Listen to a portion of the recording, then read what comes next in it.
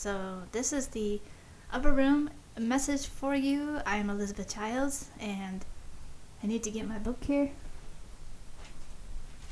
And so it comes from 2 Timothy 2:13, and it's, if we are faithless, Christ remains faithful, and he cannot deny himself.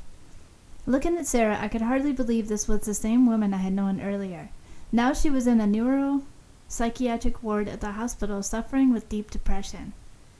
Her eyes were heavy and red. This woman had always been deeply faithful and was telling me in a low and tearful voice, "I don't think God cares about me anymore.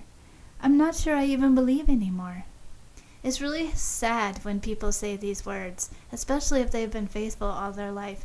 And I think it's far too easy to say, "Oh, I'm sorry you feel that way." And it's really just a quick way of acknowledging what they said and then moving on with your day. And sometimes not everybody means it that way. Sometimes they do really mean that they are sorry that you feel that way, and then they go on and minister and they comfort that person. That's great. But there's some people who just say it quick or whatever, and then they just blow it off like they didn't really say it. And so that's the trouble that you really have to be careful about, is not just brushing off somebody's feelings and just saying a quick thing like, "I'll pray for you," and then that's it. You really got to dig down and figure out the reason why they're feeling that way. So anyway, had this been a week earlier, I would have struggled to find words to give her assurance that God did indeed care about her, that she should continue to trust God with her life. I would have tried to find any words that would lighten up some of the pain that she was experiencing.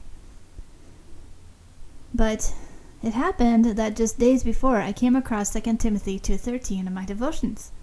And at the time, the words were a virtuous thought, and they didn't really speak to me, until I visited Sarah and the words became alive. The words spoke directly to Sarah's condition. If we are faithless, Christ remains faithful, for he cannot deny himself. As I left Sarah with those words, I saw a ray of hope on her face. I praised the Holy Spirit for leading me to the right place with the right message of God's love and faithfulness to us all. So I hope this worked out better. I hope that you will share this video if you think that someone else is feeling this way. Maybe this will be a great video to share with them, and maybe they'll get a message of hope, because really Jesus is all about hope.